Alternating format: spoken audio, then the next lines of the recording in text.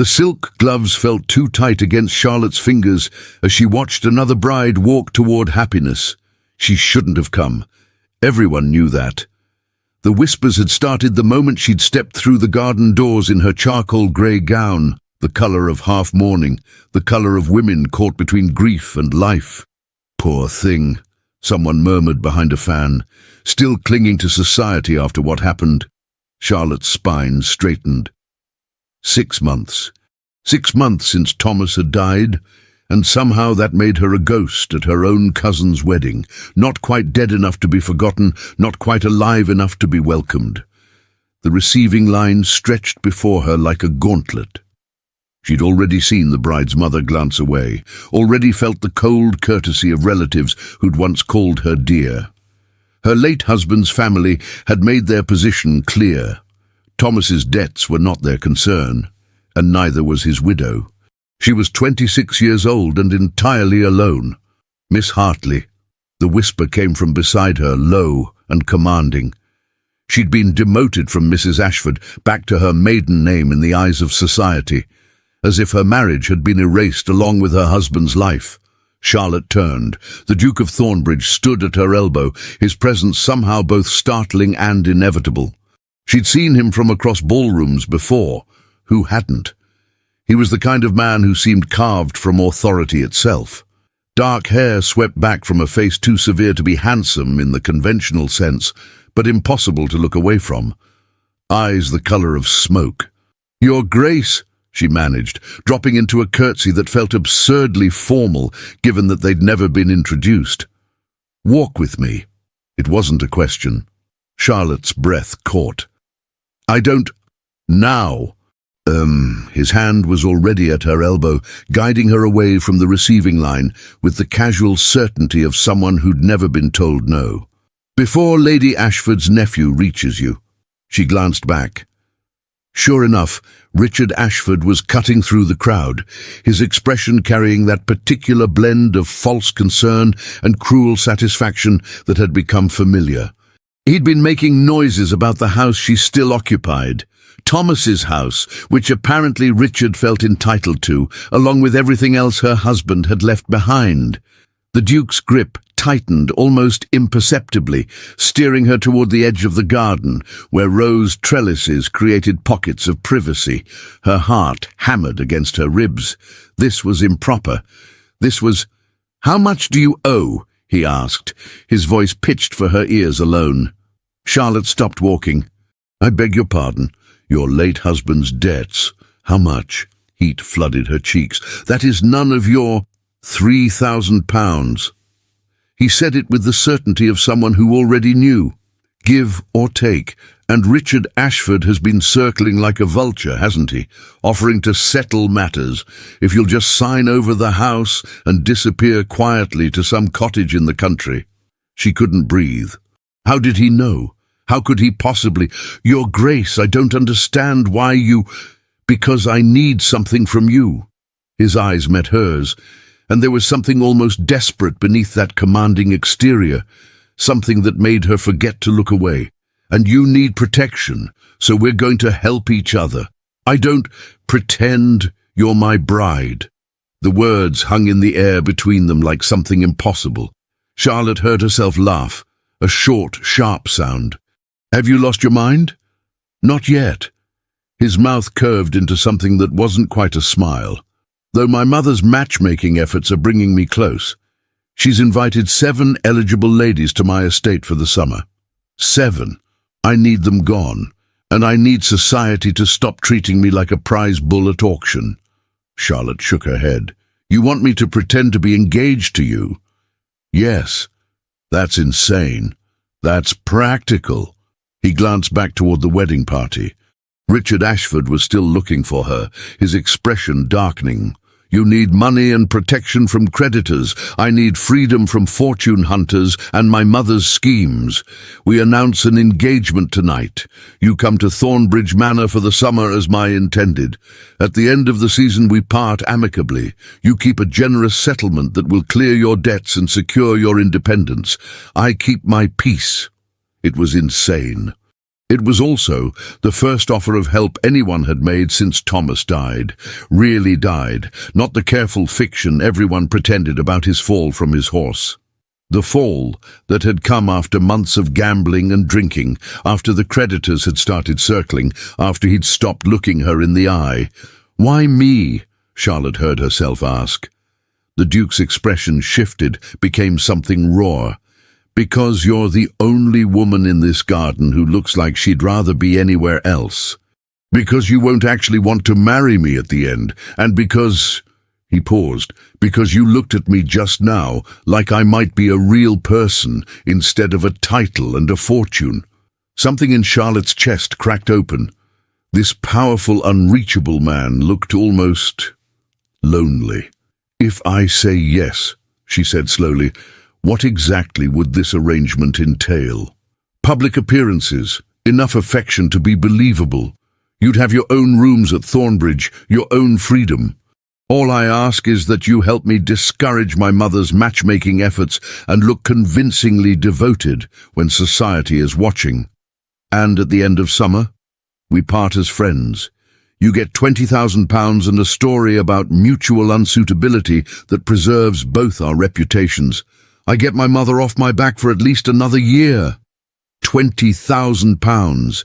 It was more than she'd earn in a lifetime of teaching or sewing or any other respectable poverty she'd been contemplating. It was freedom. It was also a lie. Charlotte looked at the Duke, really looked at him, at the tension in his jaw, the exhaustion around his eyes. Whatever drove him to this desperate proposal, it was real, and somehow that mattered. "One condition," she said, "when we part, you tell the truth. That I wasn't suitable, that I'm still too marked by grief and debt to be a proper duchess. I won't have you shouldering the blame." Something flickered in his expression. Respect, maybe. "You'd rather be seen as damaged than let me be seen as fickle." "I'm already seen as damaged, Your Grace. You have a reputation to maintain. I have nothing left to lose." It was the wrong thing to say. She saw it in how his expression tightened, how his hand at her elbow became almost protective. "Then we agree on one thing," he said quietly. "You have nothing left to lose. So take the risk, Miss Hartley. Let me help you."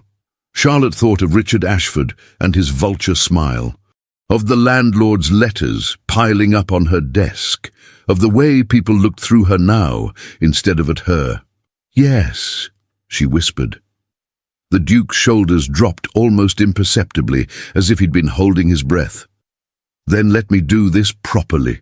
He raised his voice just enough to carry, and suddenly Charlotte realized they'd gathered an audience.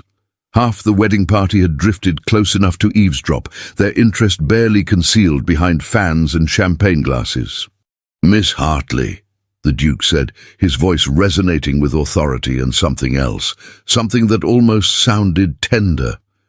"Would you do me the honor of becoming my wife?" The garden went silent. Charlotte's hands trembled. This was it. The moment that would define everything that came after. She could refuse, walk away, return to her cramped rented rooms and mounting debts. Or she could step into this beautiful, terrifying lie. "Yes," she said clearly, "I will." The Duke smiled. A real smile this time, one that reached his eyes and transformed his severe face into something almost devastating. "Thank you," he murmured, low enough that only she could hear. Then louder, "You've made me very happy." He raised her gloved hand to his lips. The kiss was perfectly proper, barely a brush of his mouth against silk, but Charlotte felt it like a brand, like a promise of something neither of them had agreed to. The garden erupted into carefully modulated chaos. Congratulations and shock and poorly hidden malice all mixing together. Charlotte saw Richard Ashford's face go white with rage, saw the bride's mother calculating the social implications, saw 7 beautifully dressed young ladies deflate with disappointment. And then she saw the Duke's mother. The Dowager Duchess of Thornbridge swept toward them like a force of nature, her expression unreadable. She was a tall woman, elegant and formidable, with her son's same smoke-grey eyes. "Adrian," she said coolly, "how—" unexpected. "Mother!" The Duke's voice carried a warning. "Allow me to introduce my fiancée, Miss Charlotte Hartley." The dowager's gaze cut to Charlotte, sharp and assessing. Charlotte felt herself being evaluated, measured, and found wanting in the space of 3 seconds. "I see," the dowager said. "How long have you been acquainted?" "Long enough to know my own heart," the Duke said smoothly. "I trust you'll welcome Charlotte to the family." It wasn't a question, it was a command wrapped in courtesy. The dowager's mouth thinned. "Of course, how could I do otherwise?" She turned to Charlotte with a smile that didn't reach her eyes. "My dear, you must be overwhelmed. We'll have so much to discuss once we return to Thornbridge." It was a threat disguised as welcome, and everyone knew it. Charlotte forced herself to smile back. "I look forward to it, Your Grace." "Don't," the Duke muttered as his mother swept away. "Don't look forward to any of it." Charlotte watched the dowager disappear into the crowd, already gathering allies and gossips. "I think I've just made a powerful enemy." "You've just become my fiancée. You've made 7 powerful enemies. Every woman my mother invited to Thornbridge this summer, but you've also gained a rather useful ally." He offered his arm. "Shall we face the wolves together, Miss Hartley?" Charlotte slid her hand into the crook of his elbow. The wool of his jacket was fine beneath her gloves, expensive and perfectly tailored. Everything about him screamed old money, ancient title, the kind of power she'd never been close to. "Together," she agreed, even though she wasn't sure what she'd just committed to. As they walked back toward the wedding party, Charlotte caught a glimpse of her reflection in a garden mirror. She looked different. Not happier exactly, but present.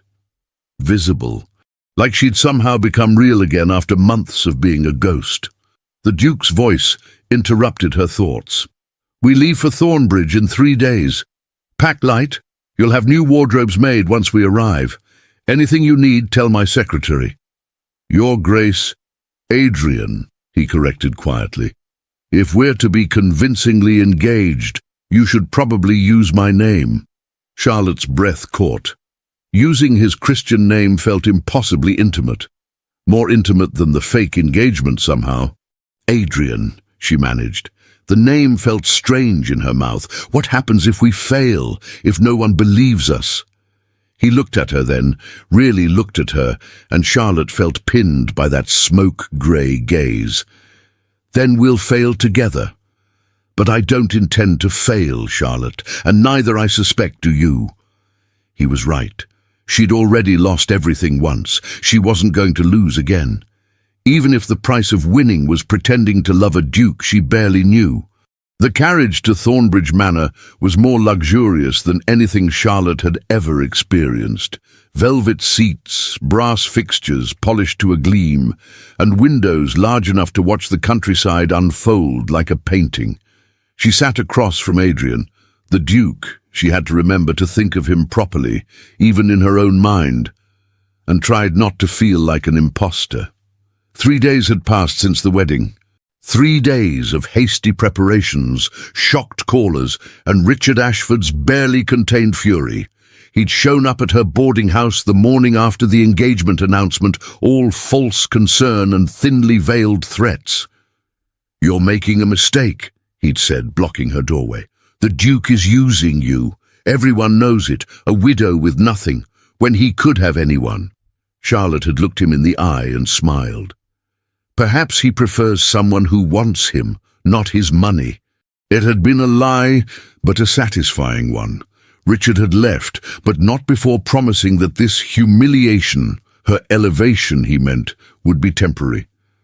Now she was alone with her fake fiancé, rolling through the English countryside toward a house she'd only heard about in gossip.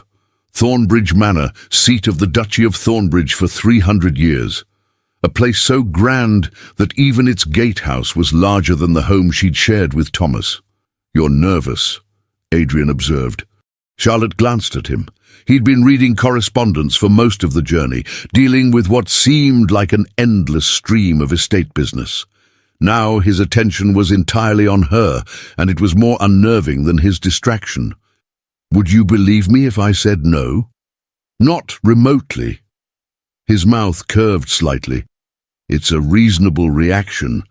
You're about to walk into a house full of people who will despise you on sight. How encouraging. I prefer honesty to comfort. He set aside his letters. My mother has already arrived with her 7 candidates for Duchess. They were supposed to have a month of my undivided attention. Now they're attending a house party where they'll watch me be devoted to someone else. They will not be kind. Charlotte's stomach tightened. Perhaps you should tell me about them, know your enemy and all that. Adrian's expression shifted to something almost amused. Practical. I like that. He leaned back against the velvet seat. Lady Beatrice Ashford, no relation to your late husband's family, is beautiful, accomplished, and utterly convinced that being a duchess is her birthright. She'll attack your dignity. Noted. Lady Cordelia Winters is quieter but perhaps more dangerous. She'll befriend you, learn your weaknesses, then use them. Miss Eleanor Hartwick is young and romantic. She'll cry, loudly, frequently. It's surprisingly effective as a weapon. Charlotte absorbed this, her mind cataloguing threats. And the others? Miss Sarah Pemberton is brilliant with numbers and will likely try to prove you're after my money. Lady Victoria Somerset has political connections that could make your life miserable. Miss Jane Hartley. Hartley, Charlotte interrupted. Like me. Distant relation, apparently. My mother thought it would be charming. Jane will probably use that connection to claim your social climbing through family shame. 7 women. 7 elegant, accomplished, furious women who'd expected to compete for a duke and instead found him already claimed. And your mother? Charlotte asked quietly. Adrian's expression went carefully blank. My mother is grieving. Charlotte blinked. Grieving? My father died 2 years ago. She believes that finding me a suitable wife is the last duty she owes him. She's convinced that if she just introduces me to the right woman, I'll finally move on from... He stopped himself. It doesn't matter. What matters is that she'll see you as an obstacle to my happiness, not its source. There was something in his voice, something raw and quickly suppressed. Charlotte wanted to ask what he'd been about to say, what he was moving on from, but the walls were already back up. I'm not sure I can do this, she admitted. Pretend to be in love convincingly enough to fool everyone, while 7 women actively hate me. You don't have to fool everyone. Adrian leaned forward, his eyes intense. You just have to convince them that I'm convinced, that I chose you, despite all logic, that I'm... He paused. That I'm too far gone to be saved. Charlotte's breath caught. The way he said it, like he was giving her permission to destroy him. How do I do that? She whispered. Let me court you, Adrian said simply. Not as a pretense, not as a performance, but properly. Let me show you Thornbridge, introduce you to my world, treat you like someone I'm actually trying to win. If you respond honestly, even if that honesty is confusion or discomfort or fear, it will look more real than any amount of acting. It was brilliant and terrifying. Instead of playing roles, they'd just be honest about the strangeness between them. And if I genuinely start to dislike you, Charlotte asked. If you're terrible to live with and I can't hide it, Adrian's smile was brief but genuine. Then it will be the most convincing engagement in history. No one doubts a couple who fights. The carriage hit a bump, throwing Charlotte slightly forward. Adrian's hand shot out, steadying her with a touch to her arm. Even through her sleeve, she felt the warmth of his palm. Thank you, she managed. He didn't move his hand. Charlotte, I need you to understand something. Once we arrive at Thornbridge, we're on display constantly. Every servant, every guest, every tenant on my land will be watching. They'll be looking for cracks, for proof that you're a gold digger or I'm a fool. So we need to establish rules. Charlotte nodded, trying to ignore the heat of his hand still on her arm. In public, I will court you openly, Adrian continued. I'll be attentive, protective, and affectionate within the bounds of propriety. You'll have access to everything, my library, my stables, my private gardens. I want everyone to see that I've given you the keys to my world. And in private? His hand fell away. In private, we're honest. You'll have your own suite, separate from mine, your own space to breathe. But we should probably spend some time actually talking, learning about each other. It will make the public performance easier. It was sensible. It was also lonely somehow, the idea that their connection would only be real when no one was watching. The carriage slowed. Charlotte looked out the window and felt her heart stop. Thornbridge Manor rose from the landscape like something from a fairy tale. Not the kind with happy endings, the kind with warnings. Pale stone glowed in the afternoon sun, windows reflecting light like watching eyes. The house sprawled across what must have been acres, wings and towers and chimneys, creating a silhouette that spoke of centuries of power. "Oh," Charlotte breathed. "Overwhelming?" Adrian asked dryly. "Terrifying." "Good. At least you're honest about it." He gathered his papers. "Remember, Charlotte, you belong here because I want you here. Let them question that at their peril." The carriage stopped. A footman appeared to open the door. Adrian descended first, then turned to offer his hand. Charlotte took it, her gloved fingers trembling slightly in his grip. The entrance hall of Thornbridge Manor opened before her like a cathedral. Marble floors, soaring ceilings, portraits of stern ancestors watching from gilded frames, and assembled at the base of the grand staircase 7 beautifully dressed women and 1 formidable dowager duchess. "Adrian," the dowager said, her voice echoing in the vast space. "Welcome home." "Mother." Adrian kept Charlotte's hand firmly tucked in his arm. "Ladies, may I present my fiancée, Miss Charlotte Hartley." 7 pairs of eyes fixed on Charlotte with varying degrees of hostility. She felt stripped bare, evaluated, and dismissed in the space of seconds. Lady Beatrice Ashford spoke first, her voice honey-sweet and poisonous. "Miss Hartley, how unexpected. We'd all been so looking forward to getting to know the Duke this summer. But now, of course, you've rather changed those plans, haven't you?" It was a direct attack disguised as politeness. Charlotte felt Adrian tense beside her. "I'm sorry to have disrupted your summer," Charlotte said carefully, "though I hope we can all still become friends." "Friends?" Miss Sarah Pemberton, the one who was good with numbers, smiled sharply. "How modern. Tell me, Miss Hartley, how long have you and the Duke been acquainted?" "Not long," Charlotte admitted, "because lying would only make it worse. Sometimes connections happen quickly." "Indeed." Lady Cordelia Winters stepped forward, all soft concern. "Especially when one is in difficult circumstances. I heard about your late husband's unfortunate debts. It must be such a relief to have found security." The implication hung in the air. Gold digger. Charlotte felt heat rise in her cheeks. Adrian's hand covered hers, a gesture of solidarity and ownership. "Charlotte's circumstances are irrelevant," he said coldly. "She could be penniless or an heiress. My feelings wouldn't change." "Of course not," the dowager interjected smoothly. "How could they when you barely know her?" The blow was elegant and devastating. Even Adrian couldn't counter it without revealing the truth of their arrangement. Charlotte felt the ground shifting beneath her feet. This was what the summer would be: constant attacks, constant defense, constant performance. And she'd agreed to it. She'd walked into this gilded cage willingly. "I'm rather tired from the journey," she heard herself say. "Perhaps someone could show me to my rooms." "I'll do it." Adrian's voice was firm. "I want Charlotte to feel welcome here." The dowager's expression tightened. "Adrian, we have guests. Who can entertain themselves for an hour?"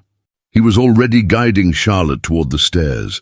"Mother, I'm sure you remember what it's like to be a new bride in a strange house. Some consideration, please." They climbed in silence, their footsteps echoing on marble. Charlotte didn't dare look back, but she felt 7 pairs of eyes burning into her spine. "That was brutal," Adrian said once they were out of earshot. That was restrained, Charlotte corrected. They were being polite. His laugh was short and humorless. Then we're in for an interesting summer. He led her through corridors that seemed to stretch forever, past portraits and tapestries and doors that probably opened onto rooms she'd never see. Finally, he stopped before a carved oak door. "You're sweet," he said, pushing it open. Charlotte stepped inside and felt her breath catch for the second time that day. The rooms were beautiful, cream and gold and soft blue, with tall windows overlooking gardens that seemed to go on forever. A sitting room, a bedroom visible through an open door, and what looked like a private dressing room beyond that. "It's too much," she whispered. "It's appropriate." Adrian moved to the windows. "These were going to be the Duchess's room someday. They should be yours now." Charlotte joined him at the window. From here she could see the formal gardens, the lake in the distance, the rolling hills beyond. It was breathtaking. It was also a prison of sorts, beautiful and inescapable. "My rooms are in the East Wing," Adrian continued, "connected through a private hallway, but you'll have your own entrance. No one can access your space without your permission. Except you. Except me." He turned to face her. "But I won't use it without invitation. Despite appearances, Charlotte, I'm not a monster. This arrangement benefits us both. But I won't make you uncomfortable in your own rooms." Charlotte studied his face, looking for deception. She found only exhaustion. "Why did you really propose this?" she asked. "Not the surface reasons, the real one." Adrian was quiet for a long moment. Then, "Because I'm tired of being hunted. Because every woman my mother introduces looks at me and sees a title, a fortune, a legacy to produce heirs for. They don't see me, and I've started to wonder if anyone ever will." The honesty was unexpected and painful. Charlotte recognized that ache, the loneliness of being invisible even while everyone was looking. "I see you," she said quietly. His eyes met hers. "That's why I chose you." Something passed between them, not attraction exactly, but recognition. Two people who'd been rendered invisible by grief and circumstance, suddenly visible to each other. A knock interrupted the moment. A maid appeared with Charlotte's trunk, her pitifully small trunk, which looked absurd in these grand rooms. "I'll leave you to rest," Adrian said. "Dinner is at 8, formal dress." Charlotte's stomach dropped. "I don't have... Your wardrobe should arrive tomorrow from the modiste. Tonight, wear whatever you have. I don't care if it's black crepe or cotton. You'll still be the most important woman in the room."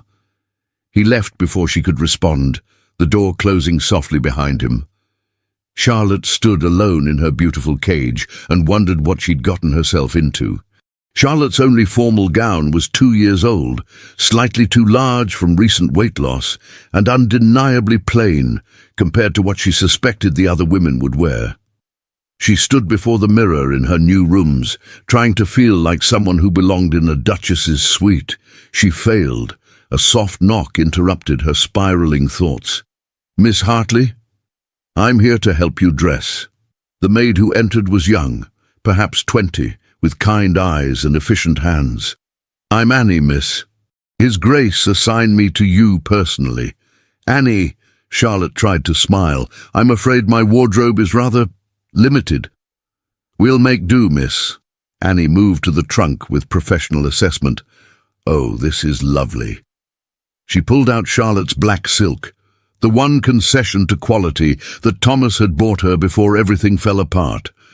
It was morning dress, technically, but in candlelight it would read as sophisticated rather than grieving. "Probably." "Let's get you dressed," Annie said. "And don't you worry about those ladies downstairs. They can drip jewels all they like. You're the one wearing His Grace's ring." Charlotte glanced at her left hand. The engagement ring Adrian had slipped on her finger that morning was a family heirloom, sapphires and diamonds, in an intricate setting that probably cost more than her late husband's entire estate. It felt heavy, both literally and metaphorically. Annie worked in comfortable silence, pinning Charlotte's dark hair into an elegant knot and adjusting the fit of the gown with a few strategic pins. "There, you look like a duchess already." Charlotte looked in the mirror. She looked like herself, just more. The black silk made her skin seem luminous. The sapphire ring caught the light. Her eyes looked larger, darker, more serious than usual. "I look terrified," she admitted. "Good," Annie said. "Better to be honest than fake. Now come on, His Grace doesn't like to be kept waiting." The walk to the dining room felt like a death march. Charlotte descended the grand staircase, her hand trailing on the marble balustrade, acutely aware of every portrait watching her pass. Duchesses and their children, generations of wealth and power, looking down on the impostor in their midst. The dining room doors stood open. Charlotte paused in the doorway, taking in the scene. The table could easily seat 30. Tonight it held 11. Adrian at the head, his mother at the opposite end, 7 beautifully dressed women arranged between them, and one empty chair at Adrian's right hand, the place of honor. Everyone looked up as she entered. Charlotte saw it all in an instant. Lady Beatrice's ice-blue gown that matched her eyes, Lady Cordelia's diamonds that probably rivaled the crown jewels, Miss Eleanor's pink confection that made her look like a fairy tale princess, and Charlotte's own stark black silk, mourning among celebration. She felt like a crow at a peacock convention. Adrian stood immediately, his eyes finding hers across the room. "Charlotte." He crossed to her in 3 strides, offering his arm. "You look beautiful." It was said loud enough for everyone to hear, and with enough conviction that Charlotte almost believed it. He led her to the empty chair, holding it himself, rather than letting a footman do it. "Ladies," the dowager said coolly once they were seated, "shall we continue our conversation about the summer schedule?" "Of course, Your Grace." Lady Beatrice smiled. "We were just discussing the garden party next week. Such a shame Miss Hartley doesn't know anyone in the county. It will be quite overwhelming for her." "I'm sure Charlotte will manage," Adrian said. "She's remarkably resilient." "Resilience is such a practical quality," Miss Sarah Pemberton observed, "though not always what one looks for in a duchess." The first course arrived, a delicate soup that Charlotte barely tasted. Around her, conversation flowed with the smooth viciousness of society warfare. "Tell us, Miss Hartley," Lady Victoria Somerset said, "what are your accomplishments? Do you paint? Play the pianoforte?" Charlotte's hand tightened on her spoon. "I read extensively, and I have some skill with estate management. I ran my late husband's household for 5 years."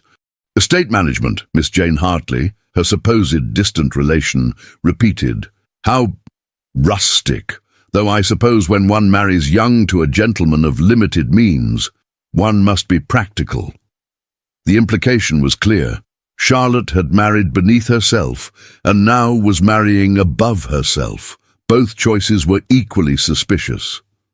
"Charlotte married for love," Adrian interjected quietly. "An increasingly rare thing among our class." And yet here she is," Lady Cordelia said sweetly, "engaged again so soon after her loss. One wonders at the speed of such recovered affection." Charlotte felt the trap. If she admitted to still grieving Thomas, she was heartless for becoming engaged. If she claimed to be over him, she was shallow. There was no right answer. "I wonder at it myself," she said honestly. "Grief is strange. It doesn't follow convenient timelines or social expectations. Sometimes healing comes from unexpected places." She felt Adrian's attention sharpen. That had been honest, perhaps too honest. But the other women seemed momentarily uncertain, as if her candor had disrupted their script. The dowager recovered first. "How philosophical, though one must wonder if healing is the same as love." "Isn't it?" Charlotte asked. "Don't we love people who make us feel whole?" Adrian's hand found hers under the table, a brief squeeze of solidarity. "Charlotte makes me feel whole," he said simply. The words hung in the air. Charlotte realized with a start that he'd just claimed something real. that their pretend engagement was based on genuine connection, even if not romantic love. The other women shifted uncomfortably. This wasn't going according to plan. Miss Eleanor Hartwick, the romantic one, looked close to tears. "That's beautiful," she whispered. I hope you'll both be very happy." "Eleanor," Lady Beatrice said sharply. But the damage was done. One of the 7 had broken ranks. The dinner continued through 6 more courses, each one a fresh battlefield. Charlotte was asked about her family, dead. Her education, governess until 14, then self-taught. Her expectations for the role of Duchess, a minefield she navigated by saying she hoped to learn from those more experienced. Every answer was judged. Every pause was noted. By the time dessert arrived, Charlotte felt exhausted. Her face hurt from maintaining a pleasant expression. Her hand ached from Adrian's periodic squeezes of support. "Perhaps we should take coffee in the drawing room," the Dowager suggested. "The gentlemen can join us there." It was a calculated insult. Usually men took port separately, but with only Adrian present, the division was pointless. Just a reminder that he was outnumbered by women with designs on him. The drawing room was another exercise in intimidation. Silk sofas, priceless art, a pianoforte that probably cost more than Charlotte's entire year's income. The 7 women arranged themselves like a court, leaving Charlotte isolated on a settee near the fire. Adrian sat beside her without hesitation. "Comfortable?" "Not remotely," she muttered. His smile was brief. "Good. Discomfort means you're paying attention." "Ladies," the Dowager said, settling into her chair with the air of a queen. "Perhaps Miss Hartley would favor us with some music." It was a test. Charlotte saw it immediately. Either she'd play poorly and be mocked, or refuse and be called rude. "I'm afraid I don't play," Charlotte admitted. "I was never taught." "Never taught the pianoforte?" Lady Beatrice's eyebrows rose. "How extraordinary. It's such a basic accomplishment." "Charlotte's accomplishments lie elsewhere," Adrian said coldly. "Not everyone needs to perform like trained monkeys." The room went silent. The insult was direct and unmistakable. He just called his mother's carefully selected candidates performing animals. The Dowager's expression went rigid. "Adrian, surely you don't mean—" "I mean exactly that." He stood, drawing Charlotte up with him. "It's been a long day. Charlotte and I are retiring." "It's barely 9 o'clock, Miss Sarah protested. "And yet, I find myself exhausted by company." Adrian's smile was razor-sharp. "Imagine that." He guided Charlotte from the room before anyone could respond. They walked in silence through the corridors, footsteps echoing. Only when they reached the private hallway between their suites did Adrian finally speak. "I'm sorry," he said. "That was worse than I expected." Charlotte laughed, the sound slightly hysterical. "Worse? Adrian, they want me dead. Metaphorically, probably. Definitely metaphorically. My mother draws the line at actual murder." He ran a hand through his hair, disrupting its perfect style. "I shouldn't have lost my temper. You defended me." Charlotte's voice came out smaller than intended. "No one's done that in a long time." Something shifted in his expression. "Get used to it. For the next few months, defending you is my primary occupation." They stood in the quiet hallway, the sounds of the house distant. Charlotte was acutely aware of how close he was, how the lamplight softened his severe features. "Thank you," she said quietly, "for tonight, for all of it." "Don't thank me yet. That was just the opening salvo. It gets worse from here." How encouraging. Adrian's smile was genuine this time. "I'm beginning to appreciate your sarcasm, Charlotte." "Good. I have a lot of it stored up." He moved toward his rooms, then paused. "Tomorrow morning I'd like to show you the estate. Just us. Before everyone else wakes and we have to perform again." "I'd like that," Charlotte admitted. Good. He hesitated. And Charlotte, you did well tonight, better than well. You were honest when they expected manipulation. It threw them off balance. He disappeared into his suite before she could respond. Charlotte stood alone in the hallway, her heart racing for reasons she didn't want to examine. She'd survived one dinner, only an entire summer to go.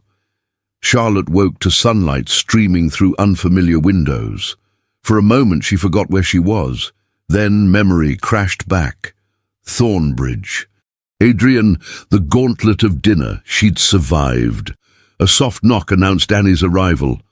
"Good morning, miss. His Grace requests your company for breakfast. Just the two of you. The other ladies won't rise for hours." Charlotte dressed quickly in her only riding habit, a dark green wool that had seen better days. When she descended to the breakfast room, she found Adrian already there, reading correspondence and drinking coffee. He looked different in morning light. Less Duke, more man. His hair was slightly disheveled, his jacket more casual. He looked up as she entered, and something in his expression eased. "You're awake," he said. "I half expected you to barricade yourself in your rooms after last night." "Tempting," Charlotte admitted, fixing herself a plate from the sideboard. "But I didn't come here to hide." "No," Adrian agreed. "You came here to fight." "Good." They ate in companionable silence for a few minutes. Charlotte felt herself slowly relaxing into the quiet. No performance required, no audience watching. "Tell me about Thomas," Adrian said suddenly. Charlotte's fork froze. "Why?" "Because if we're going to be convincing, I need to know who you were before, who you are now," and he shaped both those people. It was unexpectedly insightful. Charlotte set down her fork, trying to find words for the complicated truth. "Thomas was beautiful," she said finally. "Charming. Everyone loved him, including me at first. We married when I was 21, too young, but I thought I knew what I wanted. For the first year it was good. He was attentive, kind. We laughed a lot. And then his father died. Thomas inherited debts no one had known about. He started gambling, trying to win back what was lost, started drinking, started disappearing. Charlotte's voice remained steady through will alone. By the end, I barely knew him. The man I married was gone, replaced by someone desperate and cruel. Did he hurt you? The question was direct and dangerous. Charlotte met Adrian's eyes. Not physically, but there are other ways to hurt someone, ways to make them feel small and worthless and stupid, forever believing in promises. Adrian's jaw tightened. He didn't deserve you. Maybe not. But I chose him. That's on me. You were 21 and in love. That's not a crime. Charlotte felt something in her chest crack. She'd blamed herself for so long, for not seeing Thomas's flaws, for not preventing his decline, for being relieved when he died.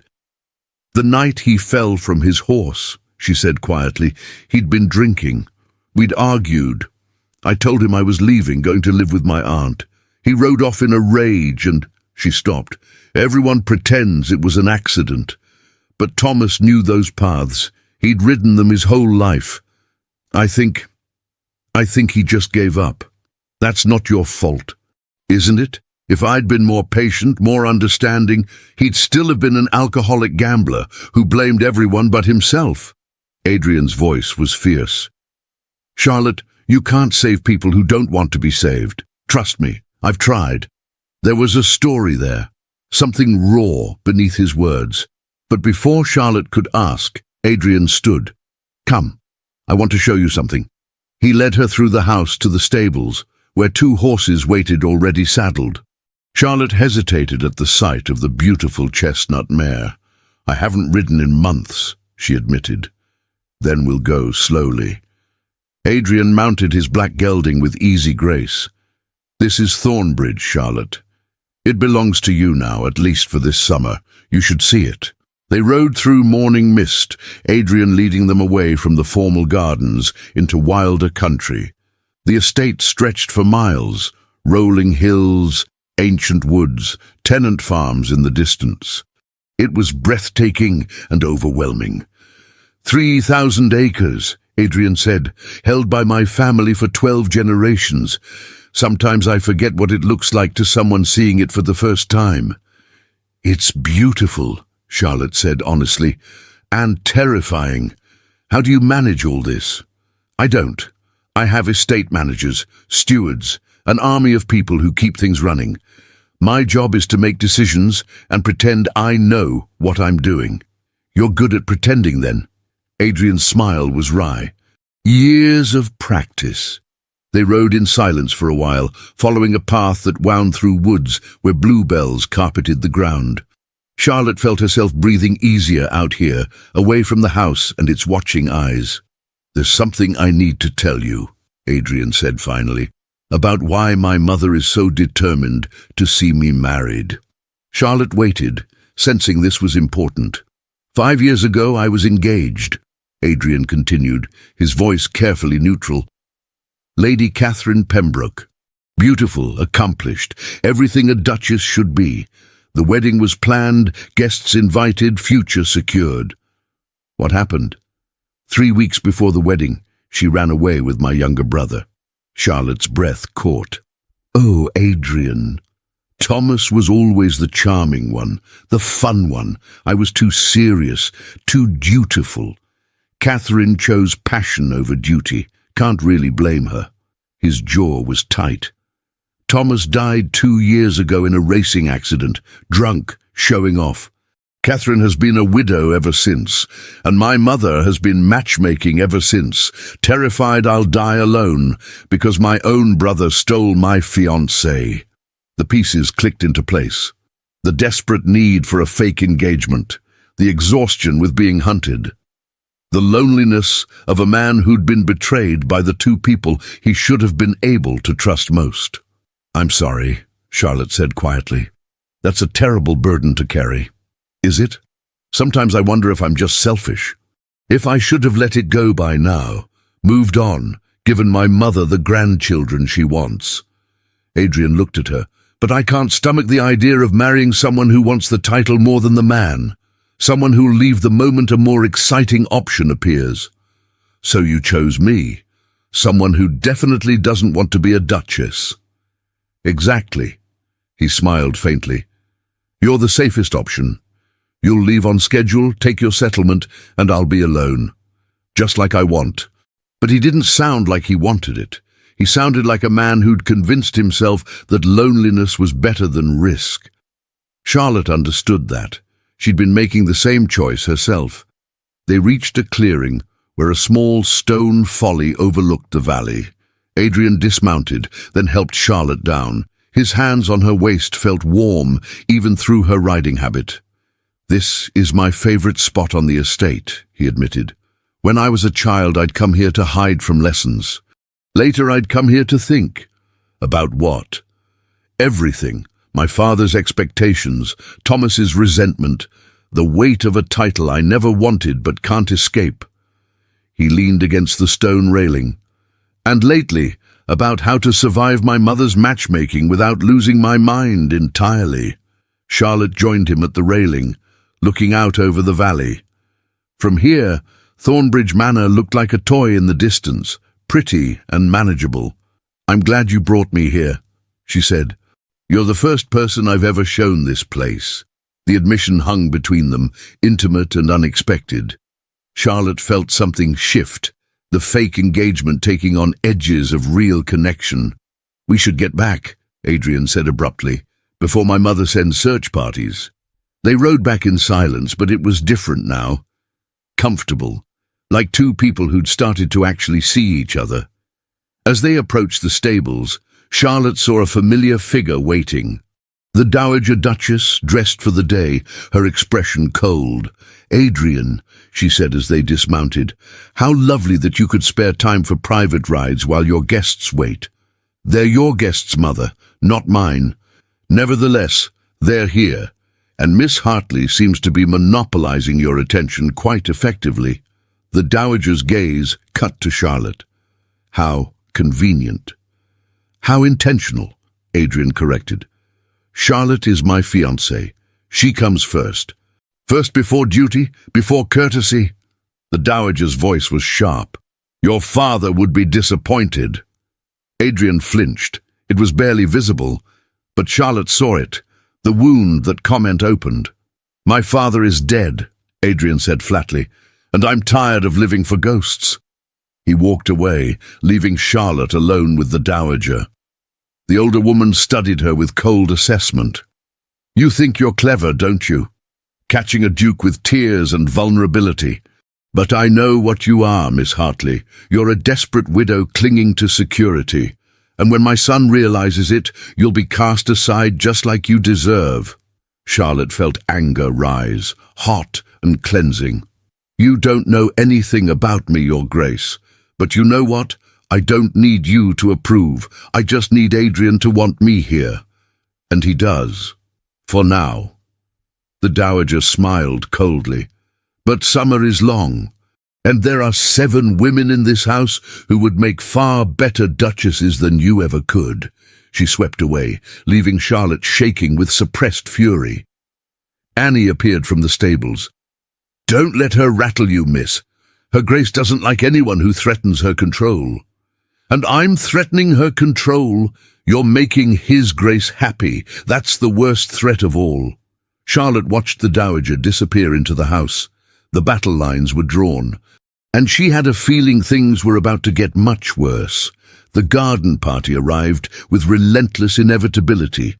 For 5 days, Charlotte had endured subtle warfare, snide comments at breakfast, pointed exclusions from activities, accidental social slights that left her isolated.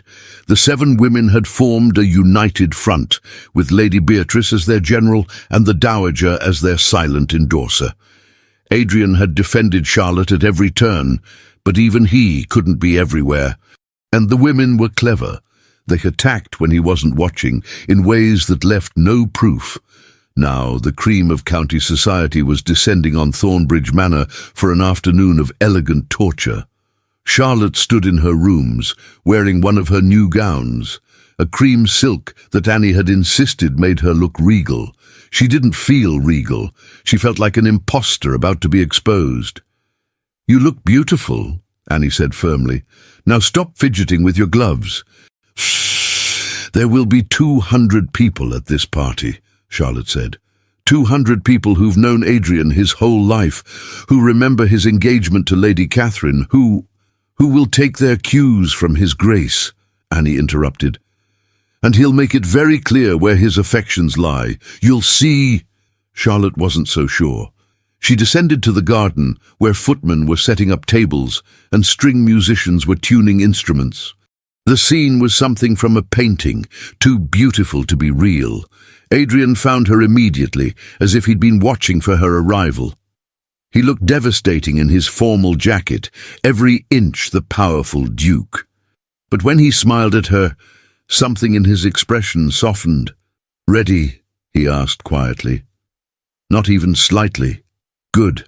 Honesty looks good on you. He offered his arm. Let's shock some people.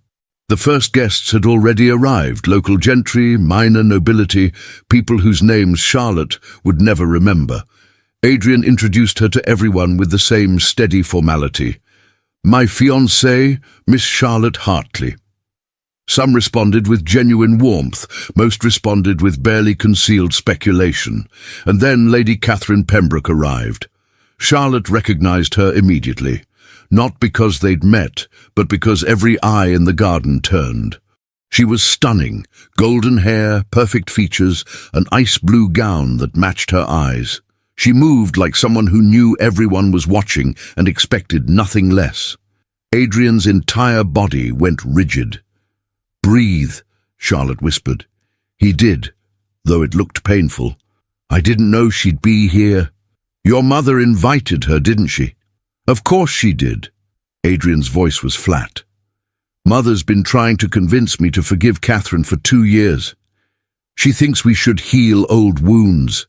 Lady Catherine approached with the confidence of someone who'd never been told no. Adrian, how lovely to see you. Catherine. His voice could have frozen glass. And you must be Miss Hartley. Catherine's smile was polite, and utterly false. How unexpected. Adrian always preferred elegance over obviousness. It was a perfectly constructed insult. Charlotte was obvious where Catherine was elegant. Charlotte felt Adrian's arm tense beneath her hand.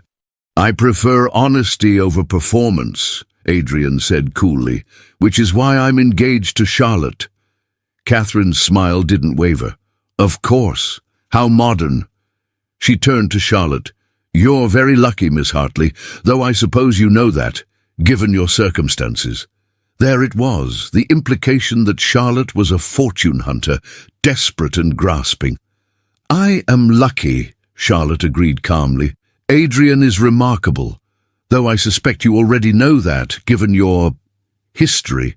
Catherine's expression flickered. "Ancient history. Yet here you are," Charlotte observed. "How interesting." For a moment something raw crossed Catherine's face, regret maybe, or jealousy.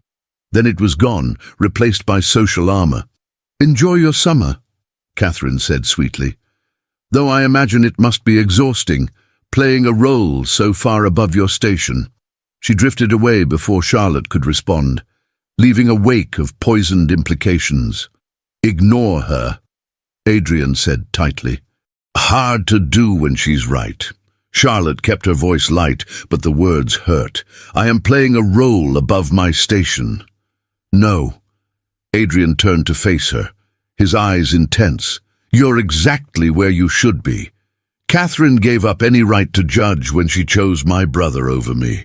Her opinion means nothing, but it clearly meant something."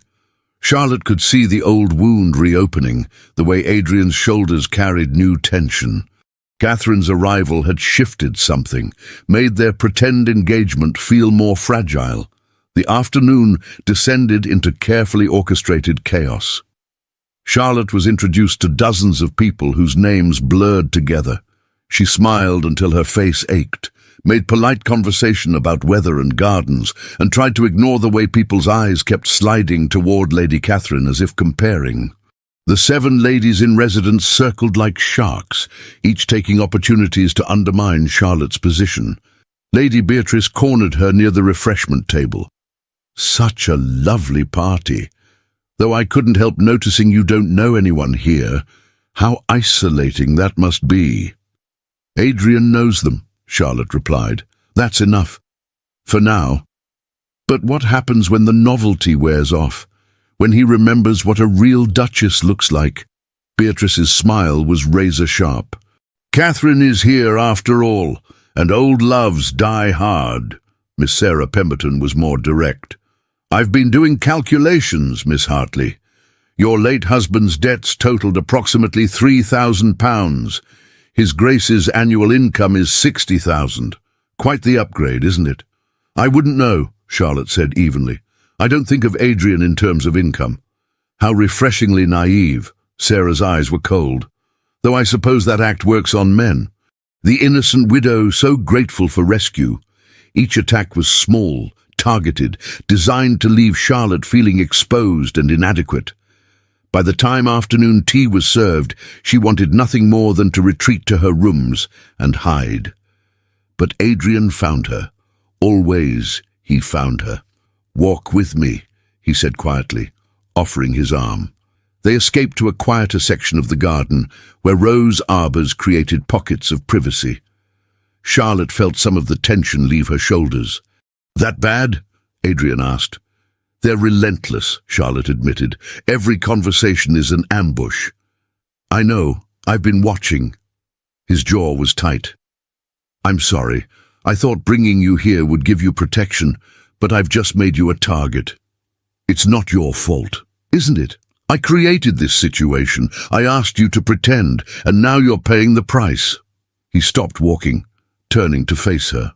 "Charlotte, if this is too much, if you want to end the engagement and take the settlement now, I'll understand." Charlotte looked at him. Really looked. She saw exhaustion in the lines around his eyes, tension in his shoulders, something almost desperate in his expression.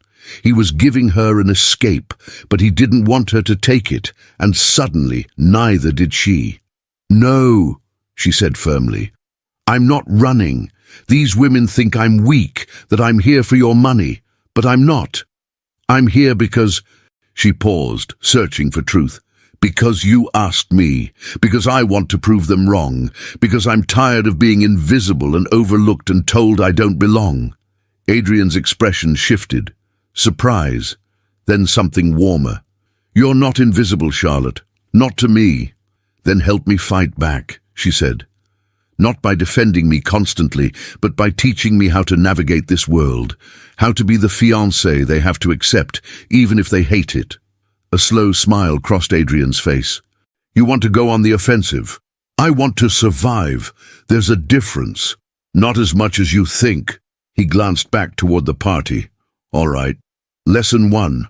Stop trying to please them. They'll never like you, so stop wasting energy on the attempt.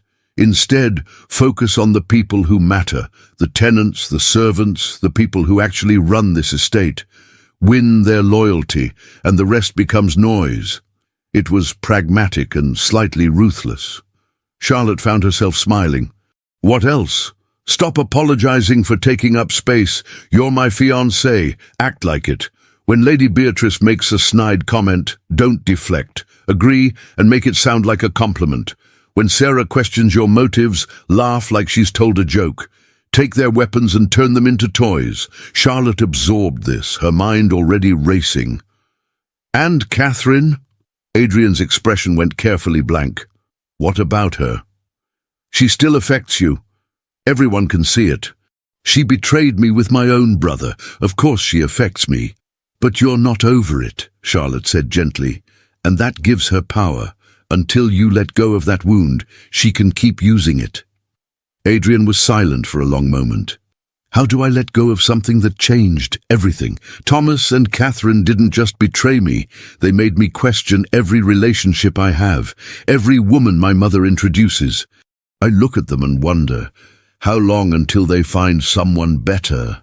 The honesty was devastating. Charlotte felt her heart crack for this powerful man who'd been taught to expect betrayal. "I can't promise people won't hurt you," she said quietly. "But I can promise I won't lie to you. This engagement is fake, yes, but my respect for you is real. My friendship is real. I'm not here to betray you, Adrian. I'm here because we made a deal, and I keep my promises." Something in Adrian's face transformed. "You mean that?" "Yes." He reached for her hand, his fingers warm around hers. "Then let's make them see it. Let's show everyone, my mother, Catherine, those 7 vultures, that what we have is real, even if it's not romantic love." "How?" Adrian glanced toward the party, then back at her. "Trust me?" "Yes." He led her back toward the garden party, where guests milled around tables laden with delicacies. The dowager sat in state beneath a rose arbor, Catherine at her side. The 7 ladies formed a court around them. Adrian walked directly to that gathering, Charlotte's hand firmly tucked in his arm. "Mother," he said clearly, "ladies, I have an announcement." The garden quieted. 200 pairs of eyes turned toward them, Charlotte's heart hammered. What was he doing? "I know there's been speculation about my engagement," Adrian continued, his voice carrying across the lawn. "Questions about timing, about suitability, about whether Charlotte and I are truly suited for each other." The dowager's expression was frozen. Catherine looked fascinated. "So, let me be absolutely clear," Adrian said. "Charlotte is the finest woman I've ever met. She's honest when others play games. She's brave when others hide. She treats people with kindness regardless of their station. And yes, she's unconventional. She doesn't play the pianoforte or paint watercolors or know all the rules of society." He looked directly at his mother. "She's better than that. She's real." Charlotte felt tears prick her eyes. It was a performance, she knew that. But it felt true. "So anyone who questions my choice," Adrian finished, "questions my judgment, and I don't take kindly to that." Silence. Absolute silence. Then someone began to applaud. One of the tenants, a middle-aged woman Charlotte had met earlier. Others joined, Not everyone, but enough to make a point. The dowager's expression was glacial. How touching, Adrian, though perhaps a bit dramatic for a garden party. I disagree, Catherine said unexpectedly. Everyone turned to her in shock. I think it's exactly what needed to be said. Miss Hartley is fortunate to have such a devoted champion. There was something in her voice. Regret, maybe, or wistfulness, as if she was remembering when Adrian had once defended her that way. Indeed, Lady Beatrice said coolly, though devotion can be blinding, or it can be clear-sighted, Adrian countered. Time will tell. He led Charlotte away from the gathering back toward the house. Once they were out of earshot, Charlotte let out a shaky breath. That was either brilliant or disastrous, she said, possibly both. Adrian's smile was tight. But necessary. I'm tired of letting people question you, even when their questions are valid. Especially then. He stopped walking, turning to face her. Charlotte, this started as a practical arrangement, but somewhere in the past week you've become important, not romantically, he added quickly, but as a friend, as someone I trust, and I protect the people I care about. Charlotte felt warmth spread through her chest. I care about you too, which is why I need to ask, are you sure about this? About us continuing this pretense? Because the longer we go on, the harder it will be to walk away. Adrian's eyes held hers. I know, but I'm not ready to walk away yet, are you? No, Charlotte admitted. Not yet. Then we continue. Together. They stood in the shadow of Thornbridge Manor, the sounds of the garden party distant. And Charlotte realized something terrifying. This fake engagement was starting to feel dangerously real. 3 weeks into the summer, Charlotte began to understand the rhythm of Thornbridge. Mornings were for riding with Adrian, exploring the estate, and talking about everything from books to politics to their complicated pasts. Afternoons were for enduring the seven ladies and their increasingly creative attempts to undermine her position. Evenings were for formal dinners, where the dowager presided like a judge, and Catherine watched with unreadable eyes. It was exhausting. It was also becoming something like home. Charlotte sat in the library late one evening, unable to sleep.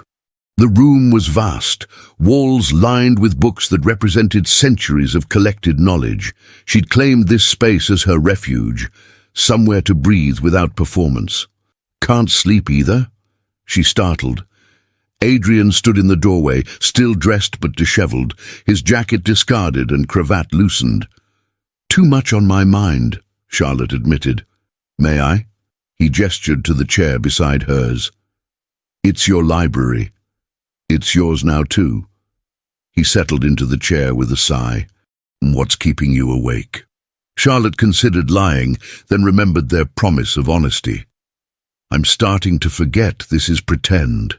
Adrian went very still. What do you mean?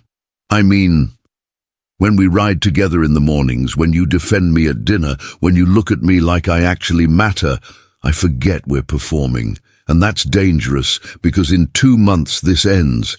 I get my settlement, you get your freedom, and we go back to being strangers. Is that what you want? To go back to being strangers?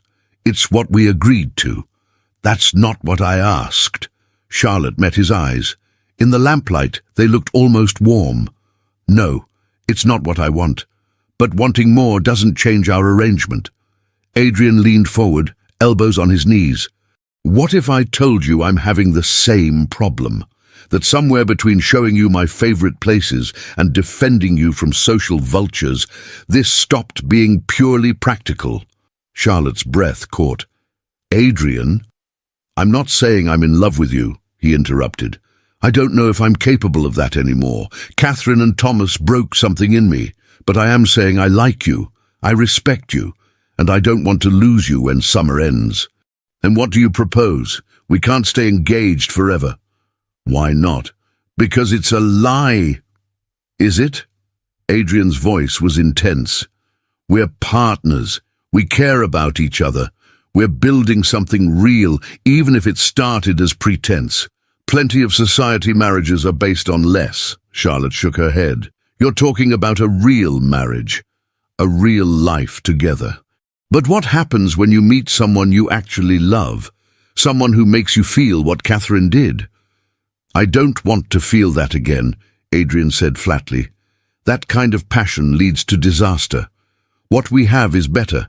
Friendship, respect, partnership. It's sustainable.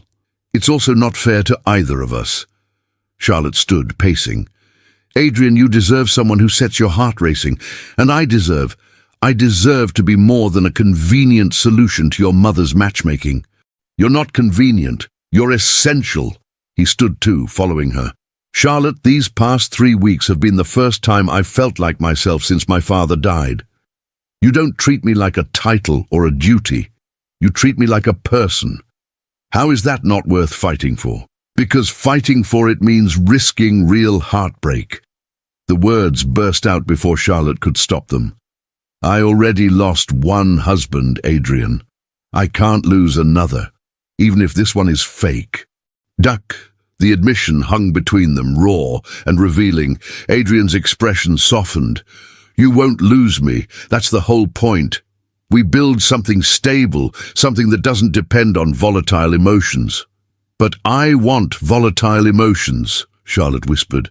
I want to feel alive again. And settling for partnership without passion, that's just another kind of death. She left the library before Adrian could respond, her vision blurred with tears she didn't understand. She'd spoken truth she hadn't meant to acknowledge. She wanted more than this careful arrangement. She wanted to feel something real. But real meant risk, and she'd already lost too much to risk again. Charlotte didn't see Adrian the next morning. He'd left early for estate business, Annie reported. The absence felt like abandonment, even though Charlotte knew she'd driven him away with her honesty.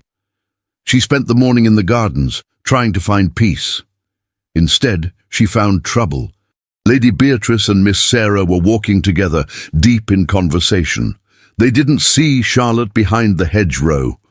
Absolutely perfect, Beatrice was saying. If we can arrange for them to be discovered together, the scandal will force the engagement to end. But how do we get Ashford into her rooms? Sarah asked. Charlotte's blood went cold. Ashford, Richard Ashford, her late husband's cousin, the man who'd been circling her debts like a predator. He arrives tomorrow for the midsummer ball, Beatrice said.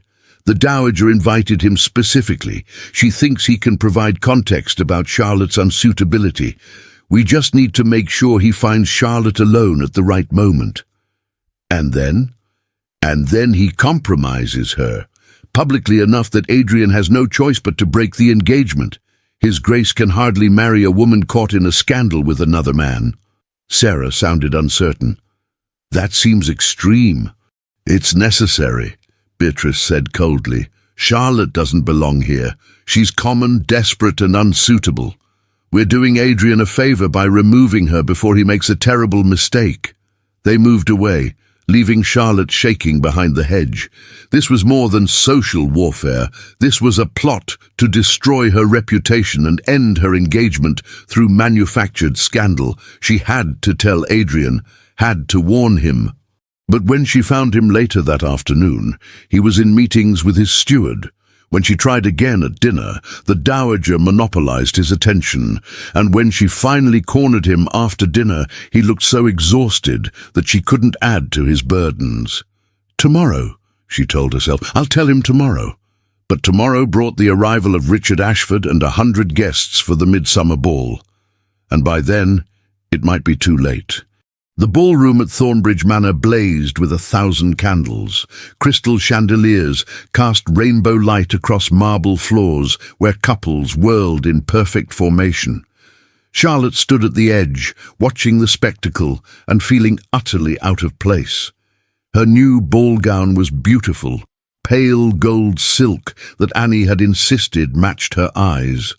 But beauty couldn't erase the fact that Charlotte didn't know most of these dances, hadn't been introduced to half the guests, and was about to be the target of a deliberate scandal. She still hadn't told Adrian. Every time she'd tried, something interrupted, And now Richard Ashford was here, cutting through the crowd with predatory purpose. "Miss Hartley?" He bowed with false courtesy. "Or should I say, Your Grace-to-be? How far you've climbed." "Mr. Ashford." Charlotte kept her voice neutral. "I'm surprised to see you here." "The Dowager Duchess invited me personally. She thought my perspective on your character might prove illuminating." His smile was cruel. "After all, I knew you when you were just poor Thomas's desperate wife drowning in debt." Charlotte felt her face flush. Around them, people were starting to notice the confrontation. "My past is no secret," she said quietly. "Isn't it? Does His Grace know about the creditors who visited your house daily, the furniture you sold piece by piece, the nights Thomas came home reeking of gin and gambling losses?" Richard leaned closer. "Does he know you were relieved when Thomas died?" "That's enough." Adrian's voice cut through the crowd like ice. He appeared at Charlotte's side, his expression dangerous. "You forget yourself, Ashford. I merely speak truth, Your Grace. Someone should before you bind yourself to a woman of such dubious character. The only dubious character here is yours." Adrian's hand found Charlotte's, his grip protective.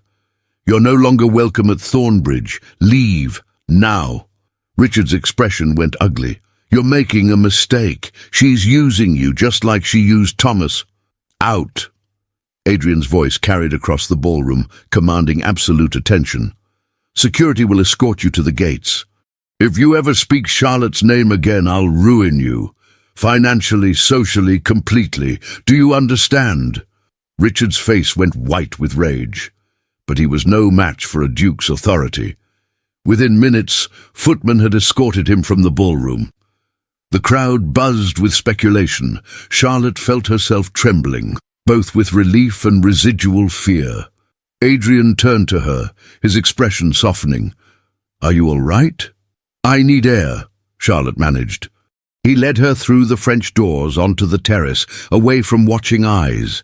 The night air was cool against Charlotte's flushed skin.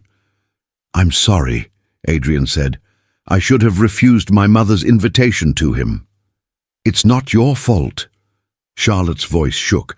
"But Adrian, there's something I need to tell you, something I should have said yesterday." "Adrian!" Lady Beatrice appeared on the terrace, her expression concerned. "Oh, Charlotte, I'm so sorry about that awful scene." "How humiliating for you." It was perfectly calculated sympathy, just sincere enough to sound real, just poisonous enough to reinforce the humiliation. "I'm fine," Charlotte said tightly. "Of course you are. Though perhaps you should rest. I'd be happy to keep Adrian company while you recover." "Charlotte's staying," Adrian said flatly. "We're going back to the ball together." Beatrice's mask slipped for just a second, revealing frustration. Then she smiled. "Of course. Though I did want to mention, I saw Mr. Ashford earlier in the East Wing, near Charlotte's rooms, actually. Isn't that odd?" Charlotte's blood turned to ice. Near her rooms. Of course, Richard wasn't working alone. Beatrice had coordinated this. The plan wasn't over just because Richard had been ejected from the ball. They'd already set the trap. "Adrian," Charlotte said urgently, "I need to check my rooms. Now." His eyes sharpened. "Why?" "Please, just trust me." They moved quickly through the corridors, leaving Beatrice behind. Charlotte's mind raced. If Richard had planted something in her rooms, a love letter, evidence of an affair, anything that could be discovered at the right moment, it could still destroy her reputation. When they reached her suite, the door was ajar. Adrian's expression went deadly. He pushed the door open carefully. Inside, Charlotte's sitting room had been ransacked. Drawers hung open, papers scattered across the floor. And on her desk, a letter in unfamiliar handwriting dated months ago, signed "Your devoted Thomas." But Thomas had never written Charlotte letters. He'd barely managed coherent conversation by the end. Adrian picked up the letter, reading quickly. His face went white, then red with rage. "This is a forgery," he said flatly. It's supposed to be from your late husband, but it's clearly fabricated. Look, the handwriting is wrong. The phrasing formal when Thomas was always casual. Someone planted this to make it look like you were keeping secret correspondence. Beatrice, Charlotte breathed, or one of the others. They're trying to prove I'm unsuitable, secretive, a liar. Who else knows about this? No one yet, but if they'd succeeded in getting me alone up here, if you weren't with me when this was discovered, people would assume I'd hidden it on purpose, that I had something shameful to conceal. Adrian's jaw was so tight Charlotte thought he might crack teeth. They tried to trap you, to manufacture a scandal that would force me to break our engagement. Yes. Who? His voice was soft and absolutely terrifying. Who planned this? Charlotte hesitated. Then, I overheard Beatrice and Sarah yesterday. They were plotting with Richard to compromise me. This letter must be part of it. If I'd come up here alone, they'd have discovered it and demanded to know why I was hiding letters from my dead husband. Adrian was silent for a long moment, the letter trembling in his grip. Then he walked to the fireplace and threw it into the flames. They watched it curl and blacken, the forged words disappearing into ash. Tomorrow, Adrian said quietly. All 7 of those women leave Thornbridge. I don't care if my mother objects. I don't care if it creates a scandal. They attacked you in my own home. That's unforgivable. Adrian, no. He turned to face her, his eyes blazing. I brought you here to protect you. Instead, I put you in danger. From my mother, from Catherine, from these vipers pretending to be ladies. I'm done. Done with performances, done with games, done with letting people hurt you because I'm too concerned with propriety. Charlotte felt something shift inside her, a wall crumbling. What are you saying? I'm saying this engagement doesn't end in 2 months. It doesn't end at all. Adrian crossed to her, taking her hands in his. Marry me, Charlotte, really marry me. Not for convenience or protection or practical reasons. Marry me because these past weeks have been the best of my life. Because you make me laugh and challenge me and see me as more than a title. Because I can't imagine going back to the emptiness I lived in before you. Charlotte's heart hammered. This wasn't the plan. This was real and terrifying and everything she wanted and feared. You don't love me, she whispered. I don't know what love is anymore, Adrian admitted. Catherine taught me that passion fades, that romance is unreliable. But I know partnership. I know respect. I know that I'd rather spend my life with someone I trust than chase some fantasy of perfect love, and I trust you, Charlotte, completely. It should have been romantic. It should have been everything she wanted. But Charlotte heard what he wasn't saying. He'd settled for safety over passion. Chosen her because she was reliable, not because she made his heart race. That's not enough, she said, pulling her hands free. You deserve more than good enough, and so do I. Charlotte, you're proposing because you're angry, because those women tried to hurt me and you want to prove a point. But a real marriage needs more than protective anger. It needs what? Adrian's voice was raw. Tell me what I'm missing, what I'm doing wrong. You're not doing anything wrong. You're just not in love with me. And I can't marry someone who's still in love with the ghost of Catherine Pembroke. Adrian flinched like she'd struck him. That's not fair. Isn't it? You said yourself you can't feel that way again. But that doesn't mean you've let her go. It means you're hiding from feeling anything real. Charlotte's voice broke. I already lived with a man who couldn't love me properly. I won't do it again, even if the cage is gilded. She left her ransacked rooms, left Adrian standing among scattered papers and ashes, left before she could change her mind and accept a proposal that would give her everything except what she actually needed. Behind her, she heard Adrian say her name. Once.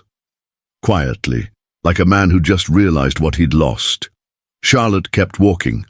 The morning after the ball, Charlotte woke to find Thornbridge in chaos. The 7 ladies were packing, protesting loudly to anyone who would listen. The dowager was locked in Adrian's study, her raised voice audible through the thick oak door, and Catherine Pembroke sat in the morning room, pale and silent. Charlotte entered the room cautiously. She hadn't expected to find Catherine alone. "Miss Hartley," Catherine said quietly, "may I speak with you?" Charlotte considered refusing. Then curiosity won. "Of course." Catherine gestured to the chair across from her. Up close, Charlotte noticed the lines around her eyes, the careful way she held herself, like someone afraid of breaking. "I owe you an apology," Catherine said. "And an explanation, though you're entitled to neither." Charlotte waited. 5 years ago I was engaged to Adrian," Catherine continued. "He was perfect, dutiful, honourable, kind, everything a woman should want. But I didn't want perfect. I wanted passion. Thomas offered that, reckless, consuming, dangerous passion. So I chose him, and destroyed Adrian in the process." "Yes." Catherine didn't flinch from the truth. "I told myself he'd be fine, that he was too controlled to truly hurt. I was wrong. I broke something in him that day, made him believe that love was a weapon, that vulnerability was weakness."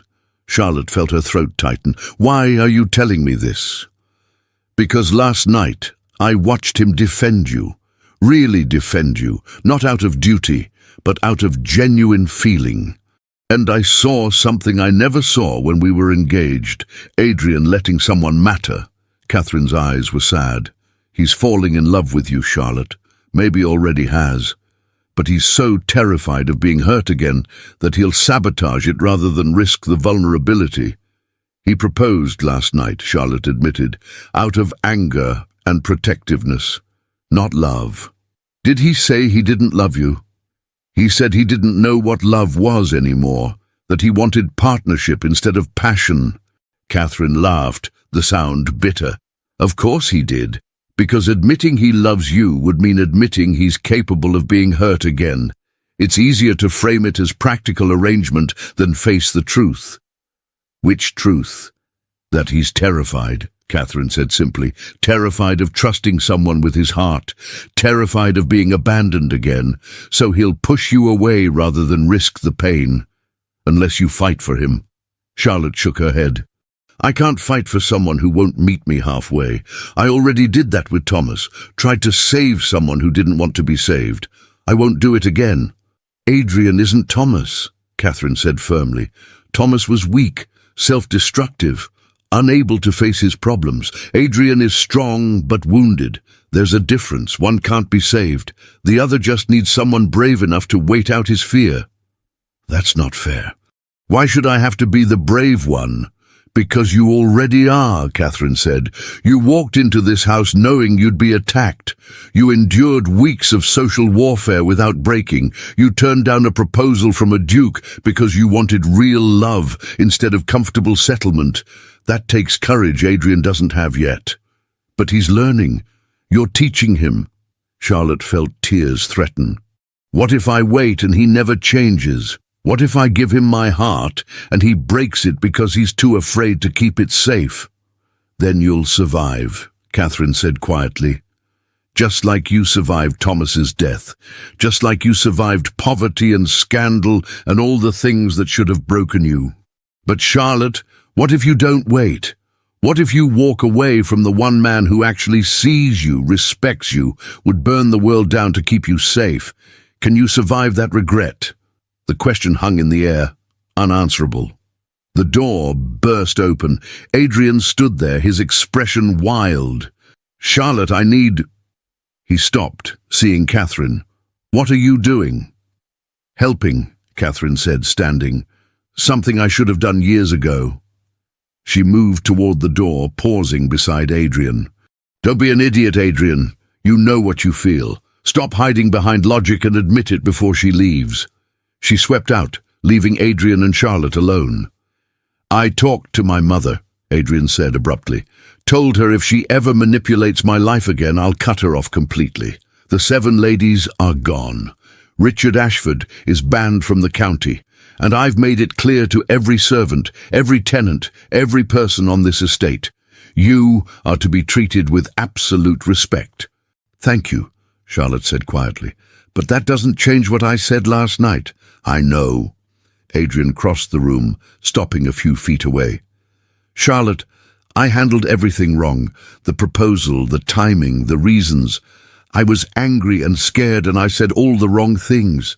You said what you felt, partnership over passion, safety over risk. No, I said what I thought I should feel, what made sense logically." He ran a hand through his hair, destroying its careful style. "But here's the truth I've been too afraid to admit. I don't want safe. I don't want logical. I want you." Charlotte's breath caught.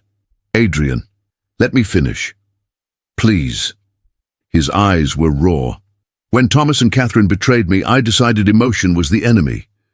That if I just stayed controlled, rational, I'd never be hurt again. And it worked. I was perfectly protected and completely miserable.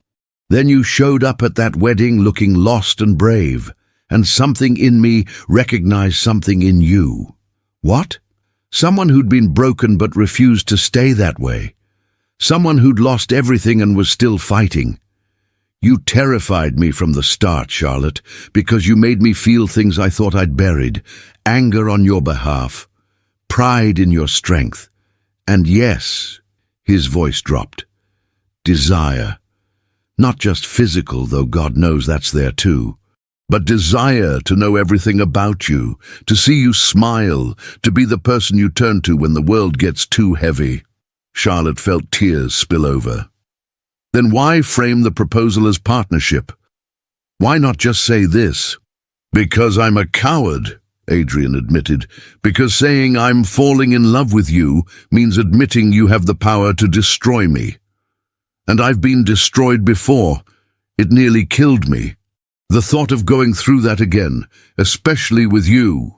He stopped, his voice breaking. "Charlotte, you could hurt me worse than Catherine ever did, because this time it would be real.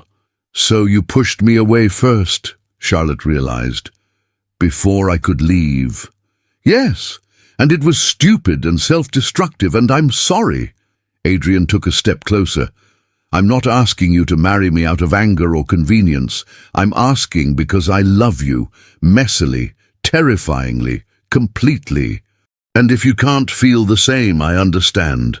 But don't walk away thinking I don't care enough. I care too much. That's the problem." Charlotte felt her walls crumbling.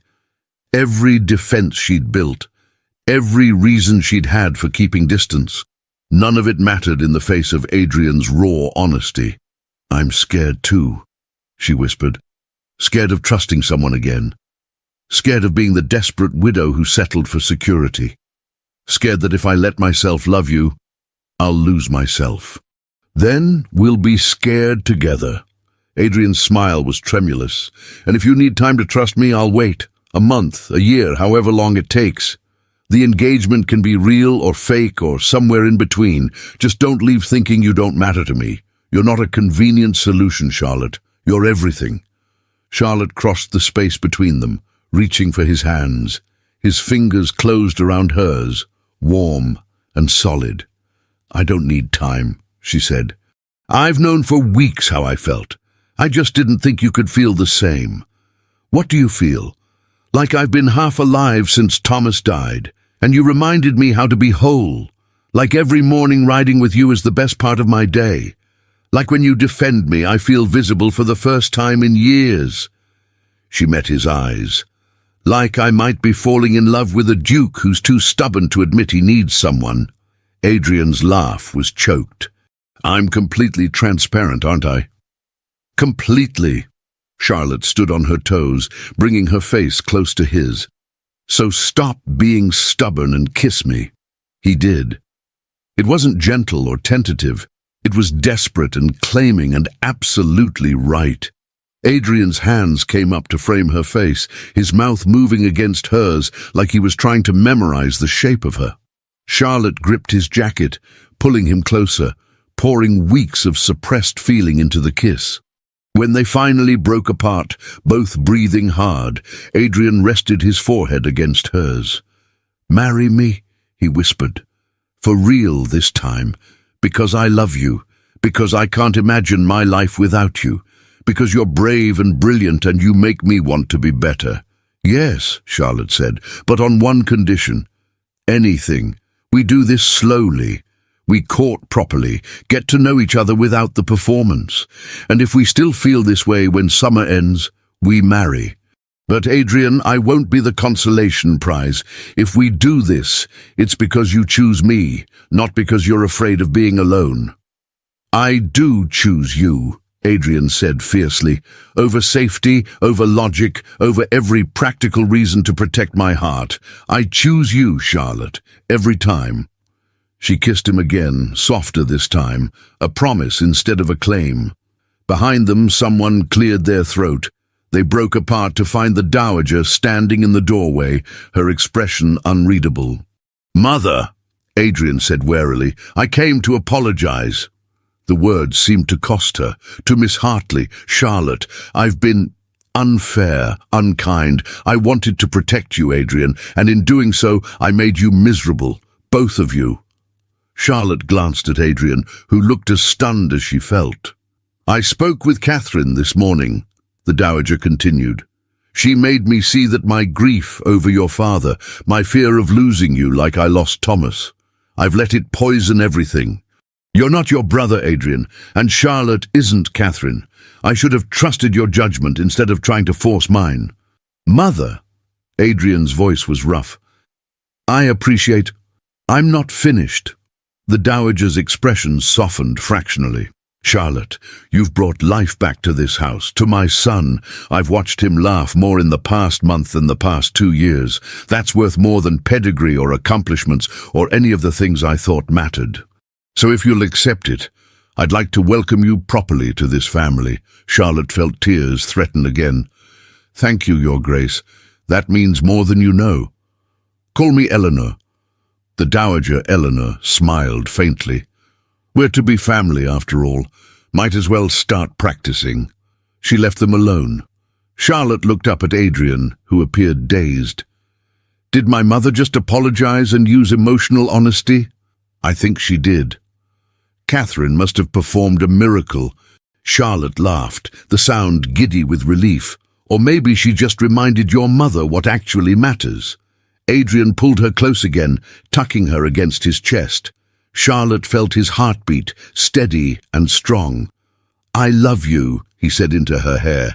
"Just so we're clear, I'm going to say it often so you never doubt it. I love you too." Charlotte tilted her head back to look at him. "Even though you're stubborn and overprotective, and you proposed in the worst possible way." "I'll propose again," Adrian promised. "Better, with moonlight and roses and proper romance." "I don't need moonlight. I just need you." He kissed her forehead, her cheeks, finally her mouth, soft and reverent and full of promise. Summer stretched before them, no longer a performance but a beginning. And for the first time since Thomas's death, Charlotte felt something she'd thought lost forever. Hope. 6 months later, Charlotte stood in the same garden where Adrian had first whispered, "Pretend you're my bride." Now, in the crisp air of early winter, she was about to become his bride in truth. The small chapel at Thornbridge was filled with people who mattered, estate tenants who'd accepted her with open arms, servants who'd become friends, Eleanor, who'd quietly become the mother Charlotte had lost, and Catherine, who'd given her blessing with genuine warmth before leaving to rebuild her own life elsewhere. No performance, no pretense, just truth. Annie fussed with Charlotte's veil, her eyes bright with tears. "You look like a duchess, miss, a real one." "I look like myself," Charlotte corrected gently. "That's enough." The chapel doors opened, music swelled, not grand or showy, but achingly beautiful. Charlotte walked down the aisle alone, needing no one to give her away. She'd given herself freely and completely. Adrian waited at the altar, his eyes locked on hers. He looked different from the severe Duke who'd made a desperate proposal at a garden wedding, softer, happier, whole. When she reached him, he took her hands, his thumb brushing over her knuckles. "You came," he whispered. "Did you doubt?" Every second until now. His smile was crooked. I'm still afraid you'll realize you deserve better. Too late. I signed the license. The ceremony was simple, their vows traditional, but when Adrian said, "I do," his voice cracked with emotion, and when Charlotte promised to love and cherish him, she meant every word. "I now pronounce you husband and wife," the rector smiled. "You may kiss your bride, your grace." Adrian cupped Charlotte's face in his hands. "I love you," he said, loud enough for everyone to hear. "Thank you for choosing me." "Always," Charlotte promised. The kiss was witnessed by tears and applause, by people who'd watched their journey from pretense to truth. At the wedding breakfast, Eleanor stood to make a toast. To the new Duke and Duchess of Thornbridge, may they continue to remind us all that love, real love, is worth the risk. To risk, the guests echoed. Later, as they danced their first dance as husband and wife, Adrian pulled Charlotte close. "Happy?" he asked. "Deliriously." Charlotte leaned her head against his shoulder.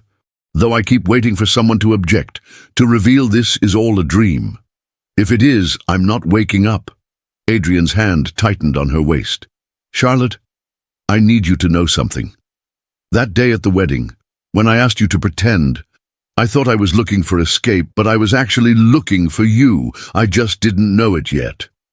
"We found each other," Charlotte said. "That's what matters." They swayed together, music and laughter surrounding them. Outside the windows, snow began to fall, the first of winter, promising a season of warmth and safety. Charlotte thought of herself 6 months ago, sitting alone at her cousin's wedding, invisible, overlooked, convinced she'd never be chosen, never be seen. She'd been wrong, because now, in Adrian's arms, she was the most visible person in the room. Not because of his title or wealth, but because he looked at her like she mattered, like she was worthy, like she was loved. The young widow who'd sat alone at a wedding had found her way home, not through pretense or performance, but through the terrifying, exhilarating risk of letting someone see her, really see her, and choosing to stay anyway. She was never unfit. She was never too damaged. She was never less than worthy. She was always enough, and in Adrian's eyes, Charlotte finally believed it. The end. Thank you for staying with us until the very end. If Charlotte and Adrian's journey made you feel seen, the way a lonely heart can become a home again, please leave a like, share this story with someone you care about, and tell us in the comments which moment stayed with you the most. Subscribe and click the bell so you don't miss the next emotional tale. And remember, at the end of this video, another beautiful story is waiting for you. Click and continue your journey. Thank you for being here.